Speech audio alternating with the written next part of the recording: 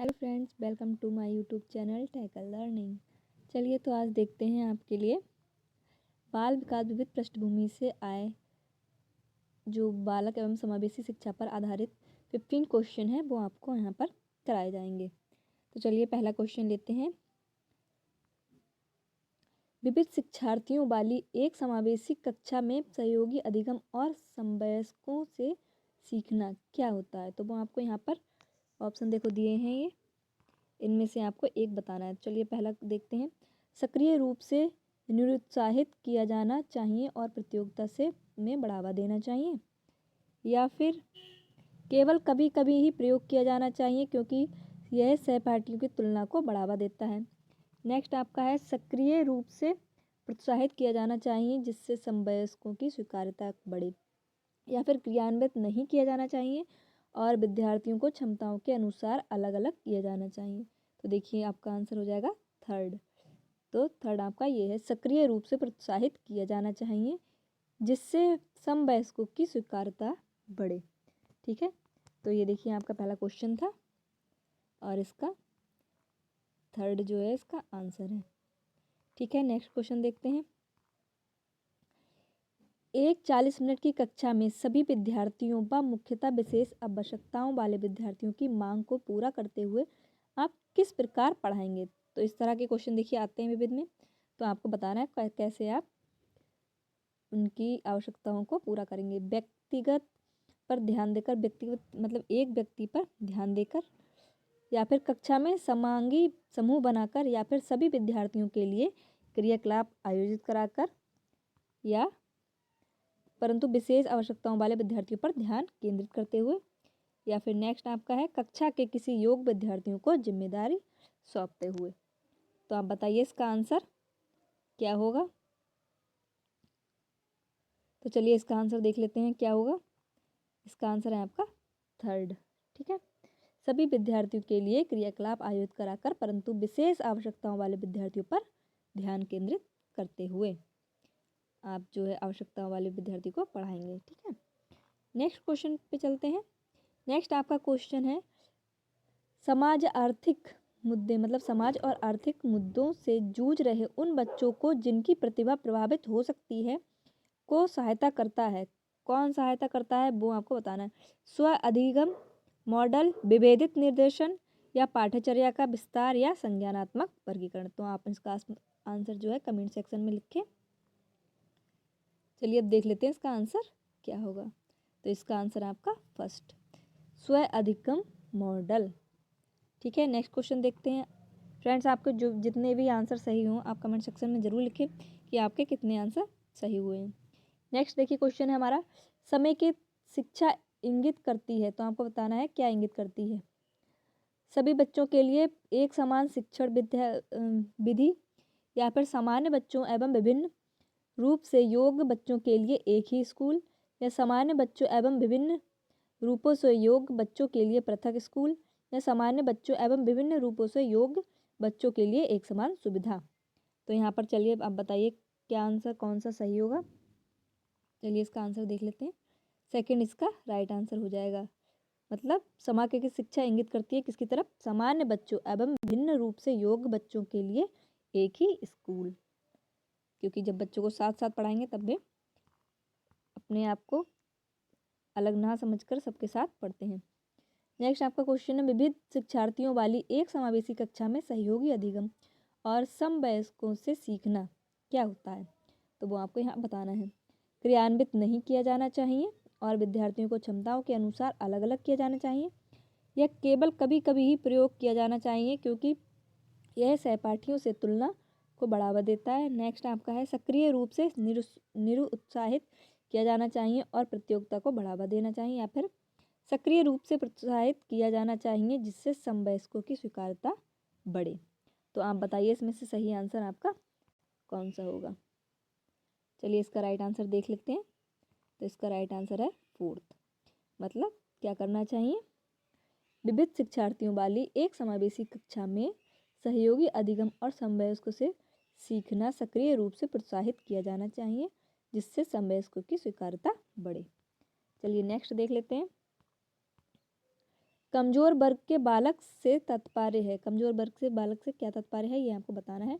ऐसे अभिभावकों के बालक जिनकी वार्षिक आय कम है, या ऐसे अभिभावकों को बालक से जो वंचित वर्ग में आते हैं, या फिर ऐसे अभिभावकों के बालक जो गरीबों रेखा से नीचे की सीमा में आते हैं, या ऐसे अभिभावकों के बालक जो सरकार द्वारा निर्धारित न्यूनतम सीमा की वार्षिक आय की सीमा से नीचे वर्ग में आते हैं। तो अब बताइए इसका राइट आंसर क्या होगा। तो इसका राइट आंसर होगा फोर्थ, ऐसे अभिभावकों के बालक जो सरकार द्वारा निर्धारित न्यूनतम सीमा की वार्षिक आय की सीमा से वर्ग में नीचे आते हैं। चलिए नेक्स्ट आपका क्वेश्चन है, जब एक निरयोग्य बच्चा पहली बार विद्यालय आता है तो शिक्षक को क्या करना चाहिए। मतलब फर्स्ट टाइम कोई बालक आएगा तो आप किस तरह से उसके साथ बिहेव करेंगे वो यहाँ पर बताना है आपको। बच्चे की निर्योग्यता के अनुसार उसे विशेष विद्यालय में भेजने का प्रस्ताव देना चाहिए या उसे अन्य विद्यार्थियों से अलग करना चाहिए। सहकारी योजना विकसित करने के लिए बच्चों में माता पिता के साथ चर्चा करनी चाहिए या प्रवेश परीक्षा लेनी चाहिए। तो आप बताइए आप क्या करेंगे। आपके यहाँ पर आंसर थर्ड है, सरकारी योजना विकसित करने के लिए बच्चे के माता पिता के साथ चर्चा करनी चाहिए। चलिए नेक्स्ट क्वेश्चन देख लेते हैं, निःशुल्क एवं अनिवार्य शिक्षा से के अधिकार 2009 में अनिवार्य शब्द का अर्थ क्या है। ये अनिवार्य शब्द का आपको अर्थ यहाँ बताना है। तो इसका ऑप्शन है, उचित सरकारी दाखिले, उपस्थिति और प्रारंभिक शिक्षा की पूर्णता को सुनिश्चित करेंगे, या दंडात्मक कार्य से बचने के लिए अपने बच्चे को विद्यालय भेजने के लिए अभिभावक पर अनिवार्य रूप से जोर डाला गया, या फिर अनिवार्य शिक्षा सतत परीक्षण के माध्यम से प्रदान की जाएगी, या फिर केंद्र सरकार दाखिले, उपस्थिति और प्रारंभिक शिक्षा की पूर्णता को सुनिश्चित करेगी। तो आपको बताना है यहाँ पर राइट आंसर आपका क्या होगा।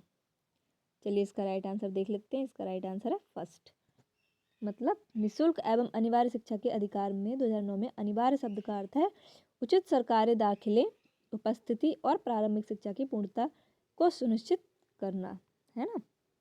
नेक्स्ट क्वेश्चन देख लेते हैं, एक शिक्षक को स्कूल में प्रथम बार आए विशेष आवश्यकता वाले बच्चे के साथ करना चाहिए। तो बताना क्या करना चाहिए। उसकी विशेष आवश्यकताओं के अनुसार विशेष स्कूल में जाने की सलाह देना चाहिए, या अन्य बच्चों से अलग करना चाहिए, बच्चे के अभिभावक से सहयोग योजना की चर्चा करनी चाहिए, बच्चे की विशेष आवश्यकता के स्तर की जांच के लिए प्रवेश करना चाहिए। देखिए ये ऊपर वाला ही क्वेश्चन आ गया। तो यहाँ पर आपका राइट आंसर क्या होगा, थर्ड, बच्चे के अभिभावक से सहयोग की योजना चर्चा करनी चाहिए।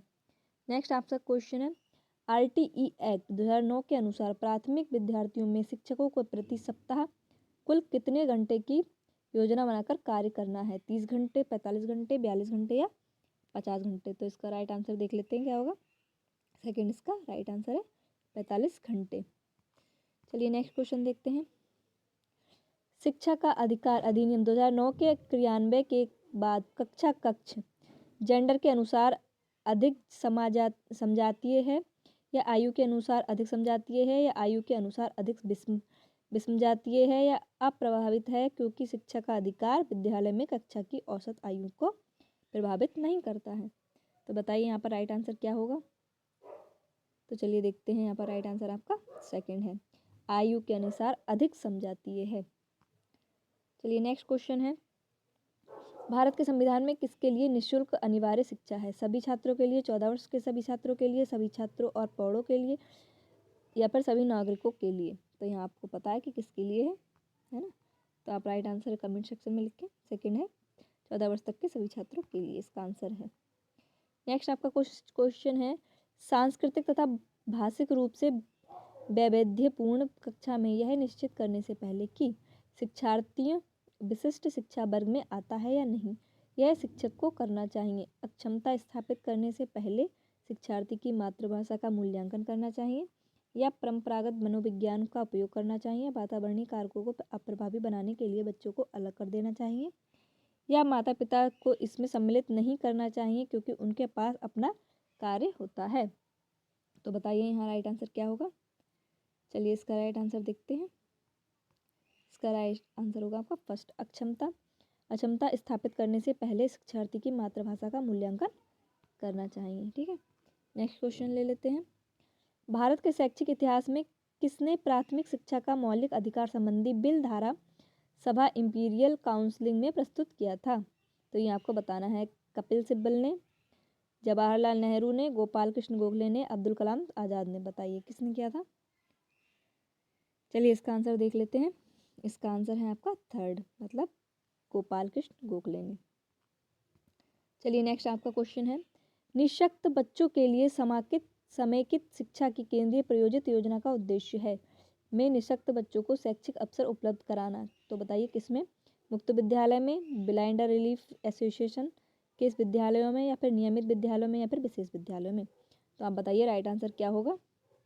अगर आपको ये वीडियो पसंद आ रही तो प्लीज़ चैनल को सब्सक्राइब, लाइक, कमेंट, शेयर जरूर करें और इसका आंसर आपको कमेंट सेक्शन में देना है। ओके, तो please don't forget to subscribe to our YouTube channel tackle learning. जो आपके अदर फ्रेंड हैं उनको भी ये वीडियो ज़रूर शेयर करें। Thanks for watching.